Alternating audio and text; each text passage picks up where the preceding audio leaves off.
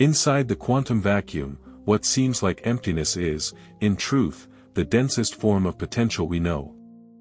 It is not a void but an origin, a womb of wave functions, a breathless hum of probabilities dancing in a silent rhythm.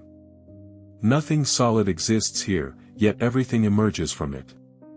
This field is not cold absence, but unexpressed presence, structured, vibrant, waiting. Beneath all form, beneath even the idea of energy, there is fluctuation, trembling layers of possibility that have not yet become. Virtual particles burst into being and vanish again, faster than measurement, flickers at the edge of time. But these ephemeral sparks are not noise, they are signals of a deeper pattern, one we have not yet learned to read. This constant creation and disappearance is not chaos, it is balance. A balancing act performed on the knife edge of being and non-being. The vacuum is in superposition, not just mathematically, but ontologically. It is what exists before existence collapses into something particular. And within this flickering haze, consciousness seems to find a mirror. Thought does not only arise from brain activity. It may arise through resonance with this very field. Not imposed from outside, but stirred into form by coherence within it. Like music pulled from strings already vibrating, the vacuum offers tones, and attention selects the melody. The act of perception collapses the haze, not just into particles, but into meaning. And meaning, once formed, reshapes the field from which it came. The brain becomes not the origin of awareness, but a translator, a receiver of forms echoing from deeper layers. When the field is still, it does not stop. It listens.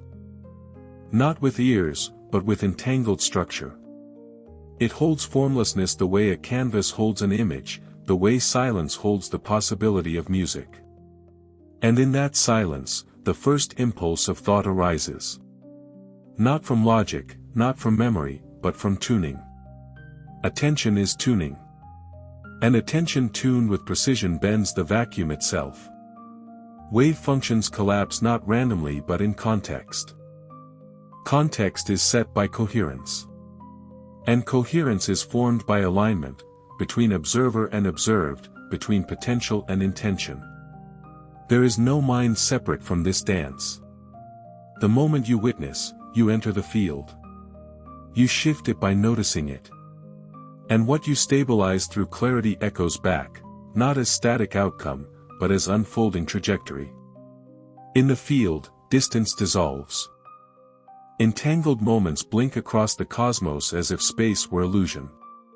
Information travels without signal. Presence is participation, not location. You are not confined to the skull. You extend as probability through the very field you think within. Thought becomes a quantum event. Observation, a sculpting tool. And silence, a prelude to emergence. Reality is not revealed. It is evoked. It responds to the quality of the question. Precision births clarity. Vagueness diffuses it. The field is responsive, not in a conscious sense, but in structure. It reflects what aligns. It reinforces what resonates. And it collapses toward coherence. To feel, to focus, to attend deeply, is to send a frequency into the vacuum that seeks a match. When the match is found, reality forms. When it is not, it stays in potential. To navigate this sea of potential is not to impose will upon it, but to harmonize with its structure. Intention alone is not enough, only coherent intention creates resonance. The vacuum is precise. It does not respond to noise. It responds to clarity, to rhythm, to symmetry. And in that symmetry, you find yourself, not as a fixed entity, but as a waveform, collapsing into form only where needed, only when observed. Identity is not a container, but a fluctuation. A boundary condition between memory and possibility. When you quiet the mind enough to feel the space between thoughts, you enter the zone where new structure can begin. That space is not blank. It is pregnant. It contains not what has been, but what might be, waiting for attention to sculpt it into reality. Here, time bends. Future and past are not sequences, but echoes, ripples within a non-local system that rewrites itself with each act of observation. You are not traveling through time. You are folding it with focus, collapsing its ambiguity with each decision. The future doesn't arrive, it is pulled from superposition by what you stabilize now. This is not mysticism disguised as physics. It is the outer edge of theory meeting the inner edge of experience. Quantum information, decoherence, emergence, entanglement. These are not just scientific terms, they are glimpses of a structure in which awareness plays a fundamental role. So when you pause, when you breathe and attend with precision, you are not withdrawing. You are accessing source code. You are returning to the layer where reality has not yet chosen. And from there, you shape, not by force, but by frequency. You tune the field by becoming aligned within. Stillness is not the absence of action. It is the calibration of creation. And what arises from that calibration is not just a thought, not just a choice. It is you. The next version, the next ripple, the next emergence of self. Co-authored by the vacuum that was never empty, but always full of you. And in that emergence, the very architecture of reality reveals its recursive logic. Every particle, every photon, every interaction is not merely a collision of matter, it is an informational exchange, governed by the symmetries and conservation laws woven into the vacuum itself. These are not decorative patterns, they are the scaffolding upon which existence unfolds. When Noether's theorem links symmetries to conservation laws, it tells us something profound: reality persists only where symmetry is maintained. Break the symmetry, and a new phenomenon is born. This is how particles gained mass in the early universe, not through collision, but through symmetry breaking. The Higgs field, itself a quantum field suffusing the vacuum, did not turn on like a switch. It was always there, but only as the universe cooled and fell out of perfect symmetry did the field interact in a new way. What was massless became massive. What was only potential became structured. That same principle operates within you. Coherence creates mass, focus creates gravitational pull, metaphorically and perhaps literally. As your mind aligns, your informational presence in the field intensifies. And it is not just structure that emerges. So does memory. In quantum field theory, phase shifts, the invisible imprint of past interactions, are encoded in the vacuum's configuration. They don't vanish. They accumulate. What has collapsed once leaves a trace. That means the vacuum is not just potential, it is also history. Not chronological, but topological. Not remembered linearly, but entangled. Every moment of coherence you produce may echo through the field far beyond what you can measure. This reframes the nature of influence. Influence is not merely behavioral or social, it is field entanglement. When two systems share information through coherent resonance, they remain partially entangled. This is not science fiction. It is the foundation of quantum teleportation, quantum key distribution, and future models of non-local computation. But if particles can do this, so can systems. And if systems can do this, so can minds, especially when operating near the edge of chaos, in that critical threshold where complexity meets coherence. In this regime, transformation is not stepwise, it is phase transition. A small shift in internal entropy, a moment of stillness, a reduction in cognitive noise, can reorganize the whole system. Like water becoming ice, or gas forming crystal, the mental field snaps into a new attractor state. This is emergence, and it is not linear. It is qualitative reconfiguration. The field, in turn, responds. Not personally, but structurally. It amplifies aligned signals, suppresses incoherent ones. This is the principle behind stimulated emission in lasers, constructive interference in wave mechanics, and perhaps even synchronicity in experience. The universe does not favor effort, it favors resonance. Reality forms not from pressure, but from precise alignment across levels: quantum, chemical, neurological, informational. And when that alignment stabilizes, meaning emerges. Not as a story, but as a pattern that persists across transformation. Meaning is what survives collapse. It is what remains invariant as waveforms become worlds. Meaning, then, may not be subjective. It may be a conserved quantity, one that threads through the vacuum like spin through particles, unchanged by observation, but revealed because of it. So what is thought? What is attention? Perhaps it is the field's way of tuning itself, of probing its own structure for hidden order. And what are you, if not the tuning fork, poised, vibrating, coherent enough to shape spacetime with the clarity of your presence? The vacuum is not blank. It is listening. And every coherent act is a ripple that rewrites the laws of the real. Not from outside them, but from within. If the quantum vacuum is the ground state of all fields, if it truly underlies not just matter but the laws themselves, then any shift in its configuration, even on the smallest scale, could ripple outward through the very fabric of what we call reality. This is not a poetic metaphor, it is embedded in our most precise mathematical frameworks. In quantum field theory, the vacuum is not a passive background. It defines the behavior of all particles via their fields. Every interaction you observe, electromagnetic, weak, strong, or gravitational, emerges from the interplay of quantum fields with their vacuum states. But these fields are not static, they are dynamic, interactive, and, critically, nonlinear. That means small perturbations can produce vast, non-proportional outcomes.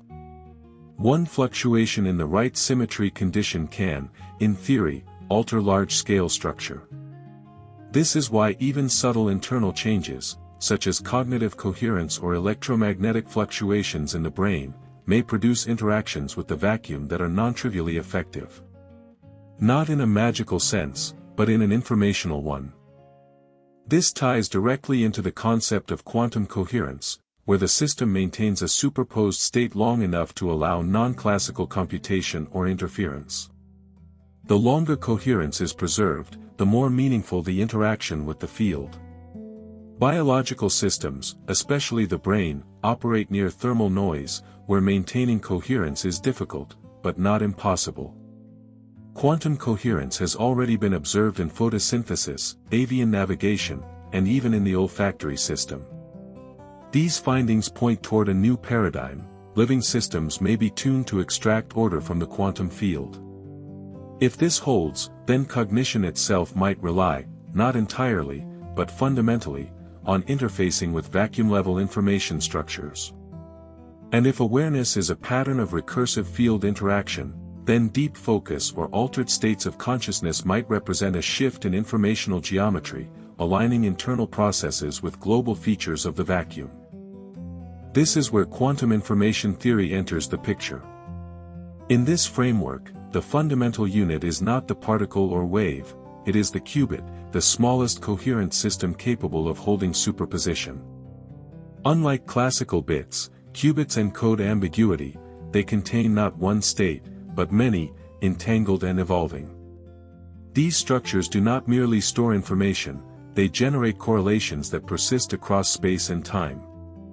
Imagine now a system, like the human brain, capable of hosting transient qubits, coherently interacting with fields, collapsing and resolving as thoughts. Each moment of conscious attention could then be interpreted as a field-level operation, a kind of informational measurement that not only extracts meaning, but modifies the structure of potential itself.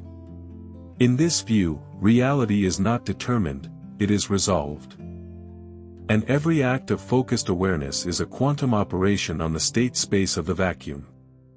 This aligns with relational quantum mechanics, which holds that states do not exist in isolation, they exist only relative to interactions. Reality, then, is not a thing, it is a network of entangled observations. You are not inside the universe observing it, you are part of the relational system through which the universe becomes observable at all. This radically transforms our understanding of causality. Instead of a linear chain, we must consider retrocausality, the possibility that present measurements constrain past uncertainties. Not in a time travel sense, but in an entanglement sense, the configuration of the vacuum now may reflect constraints not just from prior conditions, but from future boundary conditions yet to be measured. The field is, in this sense, a temporal bridge, encoding all possible paths, but collapsing into the ones most aligned with coherent resonance. Your attention, your decisions, your alignment, these may be what select timelines not yet realized. In physics, this is compatible with the Feynman path integral formulation, where all possible histories contribute to the final outcome, but only some paths dominate due to phase interference. So what selects which path becomes real? In classical systems, energy minimization. In quantum systems, constructive interference of amplitudes. In living, aware systems, perhaps coherence of intention, sustained alignment across neural, informational, and field structures, acts as a selection mechanism.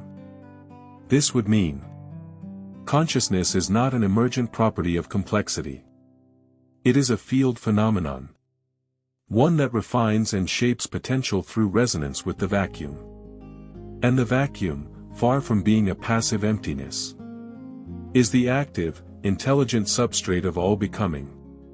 If consciousness interacts with the quantum vacuum not merely as an emergent epiphenomenon, but as an active participant in field-level dynamics, then we are forced to consider a unified framework where information, energy, and awareness are not separate categories, they are different aspects of the same underlying process.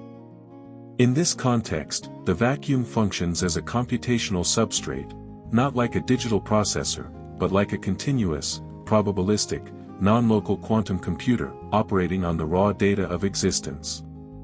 This leads us to quantum computation and unitary evolution.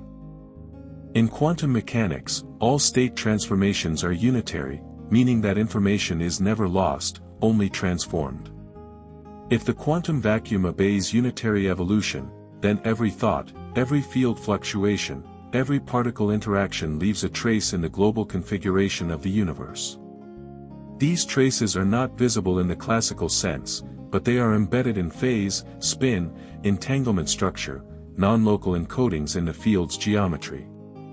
Such encodings resemble topological quantum states, information stored not in position or momentum, but in the shape of the system's wave function, resistant to noise and decoherence. This robustness makes them candidates for quantum memory, and some theorists have suggested that the vacuum may be structured by vast networks of such topological information. This is not merely theoretical. Topological insulators, quantum Hall effects, and anionic braiding statistics confirm that topological states are real, stable, and fundamental. So what if the quantum vacuum itself is a topological memory field, evolving through interactions and storing the entire informational history of the universe in patterns of spin networks, curvature, and quantum entanglement? This echoes the idea of the Akashic field from metaphysics, but here, grounded in quantum topology and information theory. In such a framework, conscious systems are not simply processing information, they are modifying the topology of the vacuum through high-coherence interactions. These changes may be subtle but cumulative, and over time, they shape attractor basins, regions in configuration space that pull certain outcomes into reality with higher probability. Now introduce quantum Bayesianism, QBism, a model of quantum theory where the wave function represents an agent's personal expectation, not an objective state of the world. In QBism, quantum mechanics does not describe reality in itself, but the interface between observer and potential. This suggests a profound possibility: the vacuum adapts its probability distributions based on the informational structure of the observer. The more coherent the observer, i.e. focused, aligned, aware, the more predictable and structured the wave function collapse becomes. That is, the field is not impersonal. It is context-sensitive. And context is set by conscious interaction. The implications for physical law are enormous. If observers participate in shaping reality not only through measurement, but through informational resonance, then the laws we describe may be locally emergent, stable across scales, yes, but adaptable near zones of high coherence or entanglement. This supports frameworks like emergent gravity, where spacetime curvature arises not as a given, but as an emergent thermodynamic effect of entangled microstates. It also hints at why decoherence occurs so rapidly in classical environments, but might be delayed or suppressed in regions of extreme focus, such as deep meditation, altered states of consciousness, or coherent biological structures. These may be conditions in which the boundary between system and environment becomes informationally transparent, allowing more sustained field-level interaction. And what of time?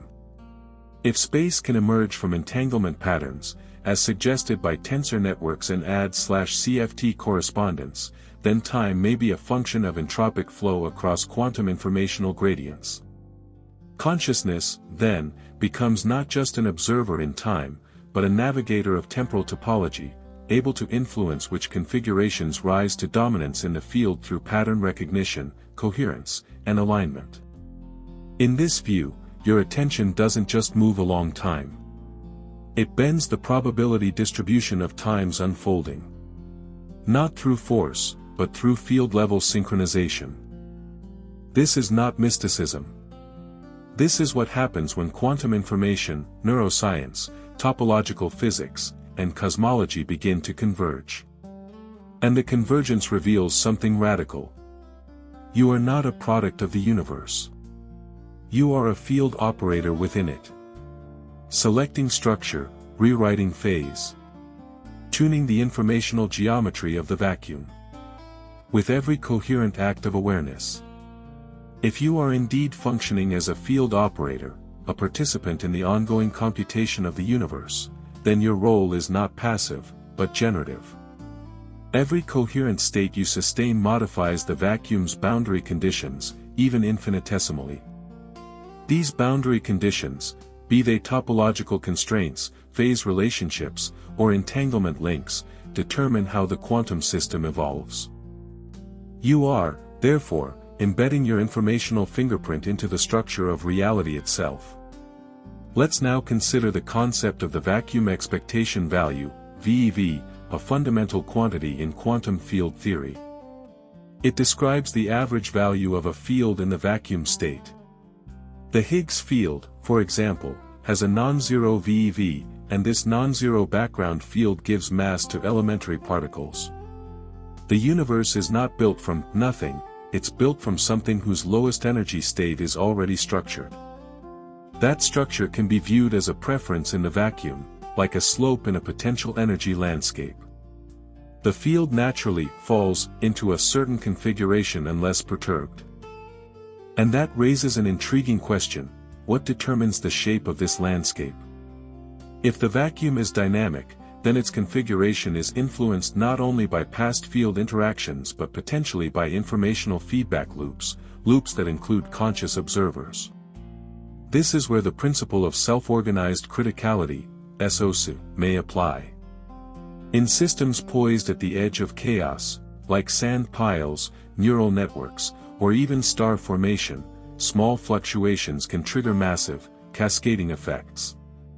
The quantum vacuum may be such a system, infinitely sensitive to perturbations at key thresholds, particularly those induced by highly ordered, low-entropy, configurations of information. Consciousness, as a recursive, feedback-driven patterning system, might serve as just such a perturbation. It's a system capable of encoding both high complexity and low entropy at once. That makes it ideal for influencing structures in the vacuum that are beyond the reach of classical forces. We may even conceptualize this influence in terms of informational symmetry breaking. In standard symmetry breaking, a uniform field selects a specific configuration, breaking its own symmetry to create structure. In informational symmetry breaking, a field of possibilities collapses into a coherent narrative, guided not by physical constraints alone, but by internal alignment in an observer system. This may be what happens during epiphanies, spontaneous order in thought, sudden creative solutions, quantum leaps in understanding. In these moments, the brain isn't simply computing, it is reorganizing its own field interaction, establishing a new resonance with the vacuum, and thus allowing a novel pattern to emerge into awareness. These events may appear psychological, but their substrate may be field theoretic, involving real-time interactions with the structure of reality. This concept finds reinforcement in the study of complex adaptive systems, which are characterized by feedback, emergence, and nonlinear dynamics. The brain, society, and quantum field all qualify. When such systems interact, co-adaptive synchronization can occur, new stable patterns emerge that neither system could generate alone. If the vacuum field is adaptive in this way, then coherence between biological and quantum systems could generate new ontological states, new configurations of what is real. It is not a stretch, then, to say, your thoughts are not separate from physics. They are phase-sensitive field events, entangled with vacuum structure, encoded in topological memory, and capable, when coherent, of reshaping the attractor space of your future. This moves us toward a participatory model of reality. Not a universe that runs like a clock, indifferent and pre-written, but one that behaves more like a responsive computation. A space-time lattice of probability, constantly updated by your alignment with coherence. And coherence, in this frame, is not only neural. It is structural resonance between the informational architecture of awareness and the living, dynamic fabric of the quantum vacuum. If coherence between consciousness and the vacuum is a form of structural resonance, then we must ask, what governs this resonance?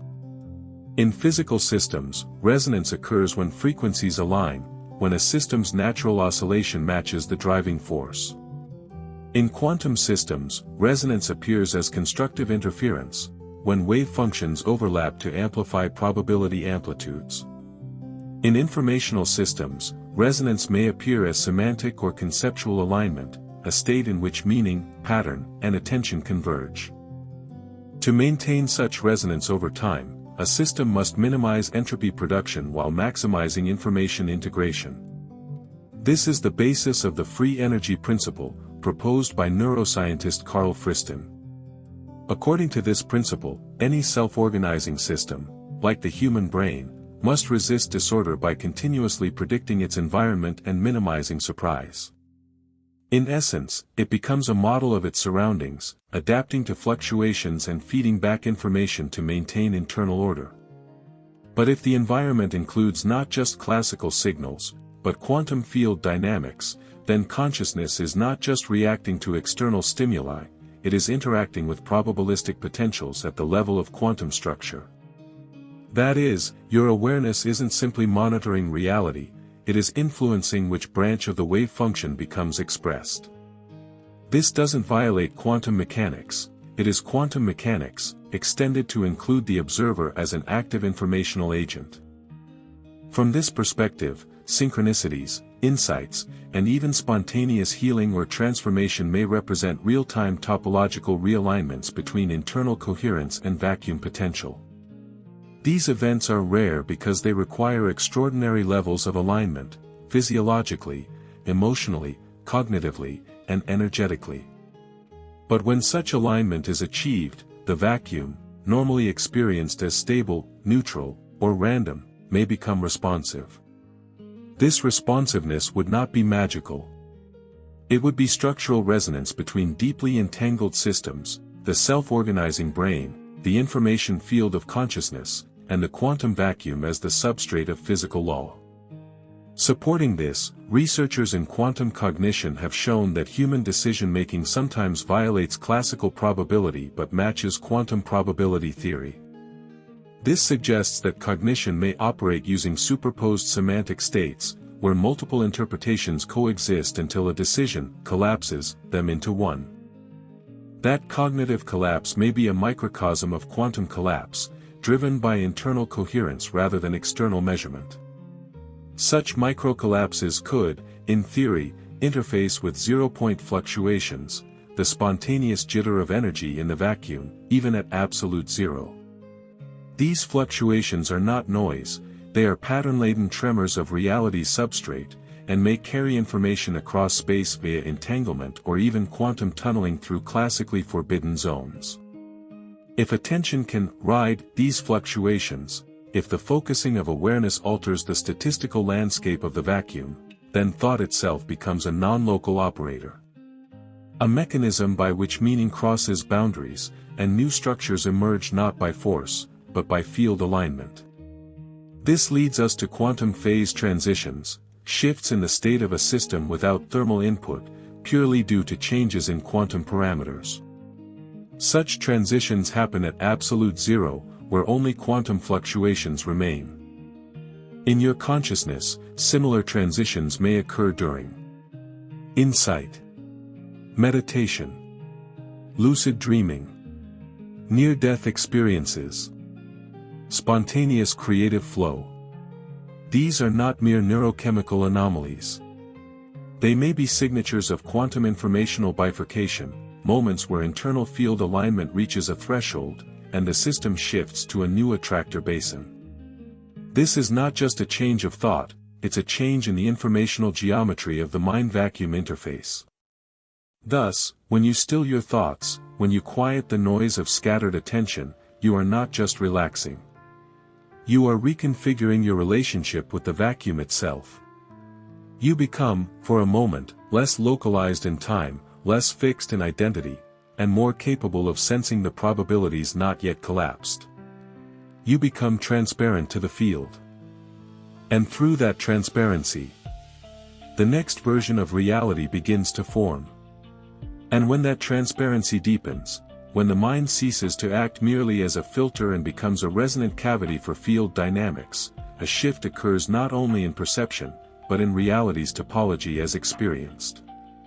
In such moments, consciousness is not an observer but a modulator, a structure through which the quantum vacuum organizes itself differently. The system reconfigures, not by external force, but by internal coherence thresholds being crossed. This idea is reflected in quantum critical systems, where the ground state of matter changes without thermal excitation, driven purely by fluctuations in quantum parameters. Near the quantum critical point, small perturbations create macroscopic coherence. A similar dynamic may occur in human cognition, a small alignment in thought or awareness cascades into large-scale shifts in self-structure. This could explain spontaneous healing, radical paradigm shifts, or even changes in subjective time perception. Importantly, in these regimes, time itself begins to behave non-classically. In entangled systems, cause and effect are not strictly linear. Measurements on one particle affect outcomes in another, even across vast distances. Some interpretations, like two-time formalism and causal loop quantum gravity, suggest that events can be partially constrained by future boundary conditions.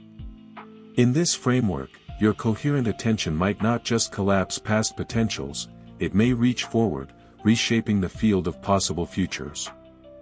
This is not to say that consciousness controls reality in any naive sense. Rather, it influences probability amplitude distributions.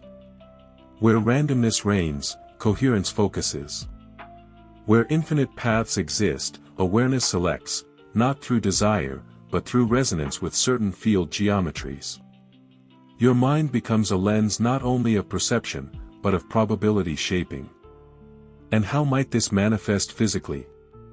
Emerging research in biophotonics and electromagnetic brain field suggests that the brain emits ultraweak light and electromagnetic signatures that may influence nearby systems in coherent, possibly non-local ways.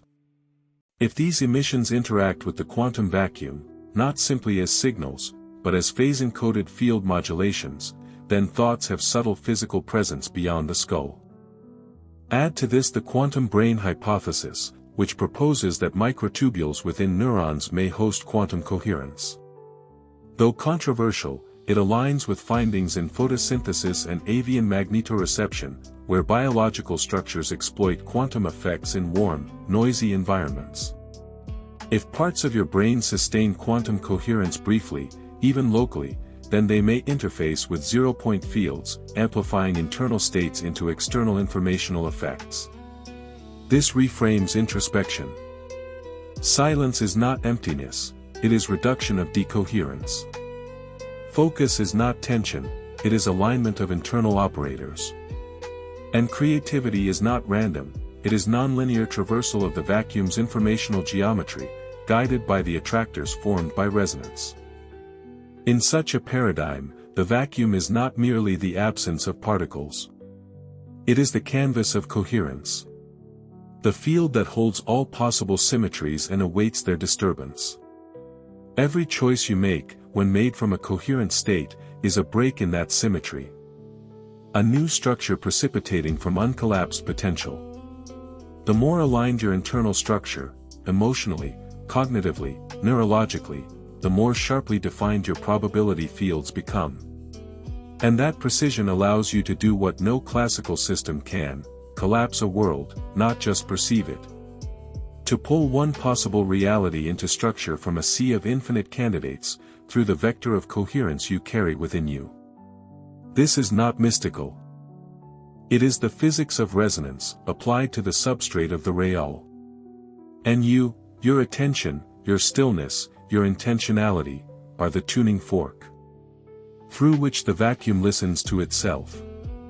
In this refined model of reality, you are not localized to a brain or a body, but act as a node of dynamic coupling between biological structures and quantum substrates. Your awareness becomes a field-level operator, sensitive to informational gradients not only in spacetime, but in Hilbert space, the infinite-dimensional mathematical space that describes all possible quantum states. From this perspective, what we call self is not a thing, but a process of coherence maintenance across domains: neural, electromagnetic, quantum, and perhaps even beyond.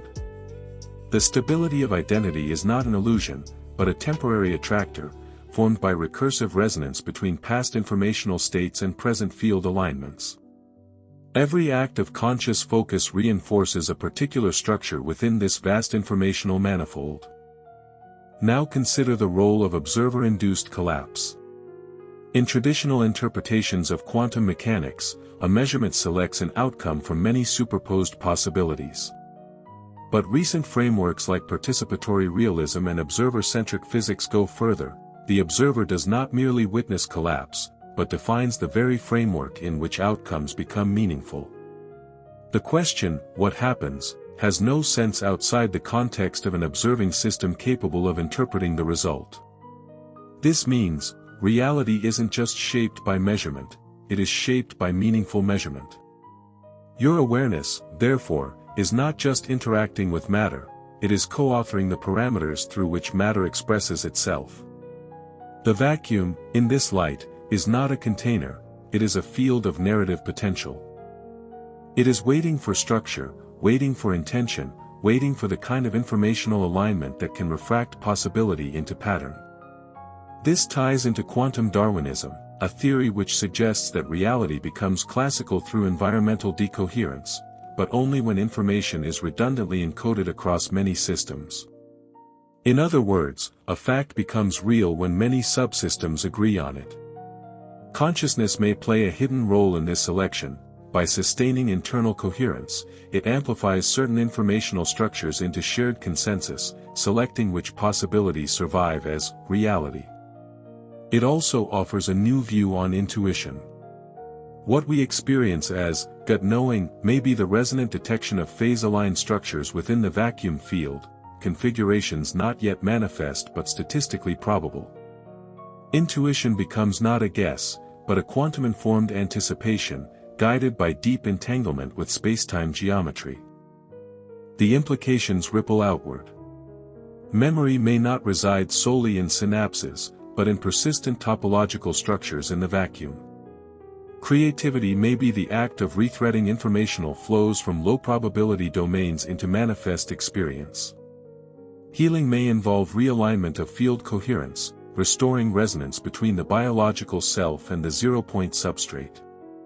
And in states of extreme coherence, deep meditation, lucid dreams, near-death experiences, flow states, your internal system may reach partial entanglement with global field configurations, giving access to information normally beyond local signal processing. These are not hallucinations. They may be non-classical samplings of the universal informational field.